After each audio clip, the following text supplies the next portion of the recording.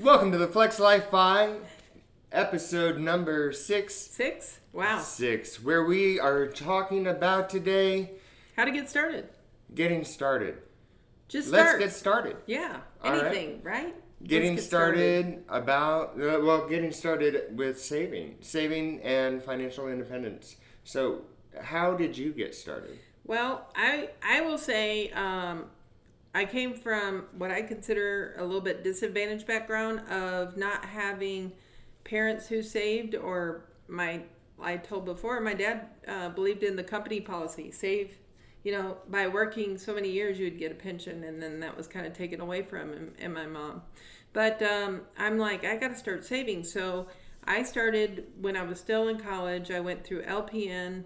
I went through paramedic. I went through LPN. I went through RN school, put myself through a bachelor's degree. Now, not just me. I had the help of my husband, who did everything he could to help me get through, but got through my bachelor's degree, and then I got through graduate school to get my anesthesia. And as I worked and put myself through each stage before Bill and I got married, and then after, I allocated. And when I got my first apartment, what I did was I was delivering pizzas, and I also worked at a restaurant, as it was tip based. And so, like, if my rent, I needed $11 a day at the time, because it has been a few years since I was 19, 21, and working my way through college and that sort of thing, I would put the $11 worth of tips in a bank bag and hide it above my stove or wherever your place is in your house. I know someone who uses the envelope system. Well, it wasn't really an envelope system. It was just set it aside, and then at the end of the month, I already had my rent accounted for. So if you can put money away, even if it's a small amount, you say $11 a day in tips, that was a lot of money for me then. And sometimes, I might not make $35 to, a good night was $100 back then, $80 or almost $100 of driving all night or working in a restaurant for a whole shift. But just put money away where you don't have access to it. Yeah, don't freeze your assets. That doesn't work. No. Just put some money away every time you get paid, every time whether it's nightly, daily, that sort of thing. A little bit goes a long way and adds up over time. These days, it's usually not just by cash. So take the opportunity to set up a account somewhere. Automatic savings. Yeah, automatically, and put that into, I would say, something like a high yield savings account. So you'll see the abbreviation HYSA. And right now, it fluctuates. The market's really, really good, or interest rates are really, really low on housing and that sort of thing. Then those high yield savings accounts go down. But right now, high yield savings account, you can get 4%. So that 4% all year long, like if you've got a big bill coming up once a year, maybe your taxes or life insurance policy or something big, you can just put a little bit away each month and save up for that, and your money can make money. No, that's what we like. Yeah. We like to see money making money. Exactly. How did you get started saving when you first started out, John? So this is a bad example. Don't do this. But the first time that I ever learned about investing, now this is, like I said, bad example, but I put my money when I was in high school into a mutual fund. Great idea. But I then took out the entire mutual fund and paid for my brother and I to go to Cancun when I graduated high school, and he graduated college. You paid for your brother when he got out of college. Yeah, we both went to Cancun. I don't remember a lot of the trip though. I did. All the money was gone. Yeah, but you didn't put it on a credit card. You could have done. Well, I other graduated things. high school. I don't think I could have gotten a credit card if I wanted to. But that's what I did. I won't say that Bill and I have never taken out of a retirement account, because we have. And what John's saying, once you get that savings started, don't dip into it. If it's for retirement, it's for retirement. If it's for a trip to Cancun, then use it for Cancun, but save for it.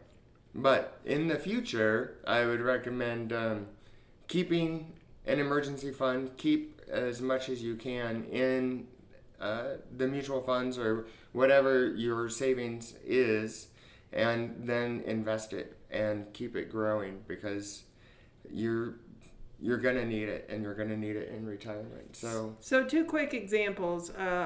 Bill says I like to mentor people, and he's right. I mentor different people all the time, and the reason I got into learning more about financial independence was that's the whole reason we're doing this. Right, is mentoring people by the masses, hopefully.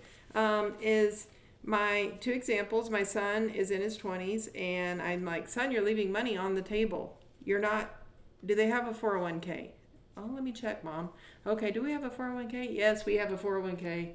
Do they put a match in? Yeah, they put a match in. So if you're not putting into your 401k, you're leaving money that you could be getting paid and could be growing for you. So if you will put in the minimum match, 3%, 5%, 6%, so that your company will either match dollar for dollar, or maybe if you put in 6, they'll put in 3. You think about 9% in his 20s, or maybe he puts in 5 and they put in 2. Right. That's 7% of his income in his 20s, and he will never miss the 5% because it's coming out pre-tax. And so when he turns, any age in the future, he's like, the other day he was like, Mom, I've already got $1,000 in there. That's $1,000 when he's in his 20s. So that's amazing because he started saving and he can watch it grow. So what Ramit Sethi recommends is increase that by 1% a year. You'll never miss it.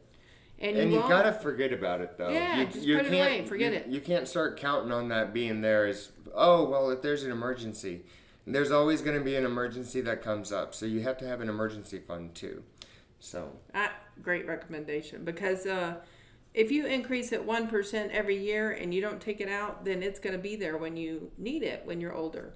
And so he is getting started in his 20s and starting to save and get debt free and all that kind of stuff. He doesn't have major debt, but every dollar that you're not putting in, let's say a car payment or on a credit card payment, because he doesn't have any credit cards, that's money you could be saving and putting away and not have to work as long in whatever job, even if you love it. Who's the guy on Shark Tank that always says, I like my money to bring back friends? Yes, exactly. Oh, I love him. Yeah, the bald guy. He always says, I want my money to bring back friends. Yeah, and that's what we're trying to teach here. But an example of starting later is my brother passed away when I was in my early 40s, and he was in his late 50s. And I wanted to learn about financial independence because I needed to give my sister-in-law advice. She's from Burma, or Myanmar now is it's named, and I thought I need to do right by her because she needs some kind of resource. So started learning about financial independence. 1 year, 10 cent. I told you that story already. She put her money away. It was over $30,000 that was left over from a life insurance policy that she got as on her life insurance. It was like offered free by the company. Oh, well, good. You got to sign up for all that. If you don't fill out the paperwork, your beneficiary doesn't get it. But I didn't even know she had taken out a policy for her spouse that was provided, pretty cheap by her employer. Fortunate. Very fortunate. And she had a car loan for 25% interest. Oh, Lord. Yeah, because my brother didn't know about money. And so I needed to kind of mentor her, and I didn't want to steer her wrong. But after that year, so in 2014, she started investing middle of the year. She's been investing for, when I took her... Just over 10 and a half years. Yeah, 10 and a half years. She's up to $250,000. Just putting money away. It doesn't sound like a lot, but I also know that she doesn't live on a lot, so... She doesn't make $20 an hour. So, my thing is, last podcast, yesterday, whenever it was we did it, what's the average saving? $165,000. Not the average, the median. The median. Let me clarify. But that's way over that, and she started at age 54. She's now 65. And that's a lot of money for such a short amount of time. Now you might say she was lucky this was a bull market. She's lucky she had $30,000 to start with, but she started. Right. And she took every recommendation that me and her financial planner and some other very important people who poured into her investment life. and she took it and she started. So just get started. And Get knowing started her, if you're she'll 54. try and live on Social Security, and she'll let that grow for a little bit. She did. And one year, she was investing 51% of what she made. Wow. That's impressive. Yeah, very. And she was getting a widow's benefit from Social Security, and she had to keep her income down. But you said she'll probably live on Social Security. She called me, and she got paid weekly through HMS Host at O'Hare Airport. And she's like, I only make $140 a week. And she was living on it.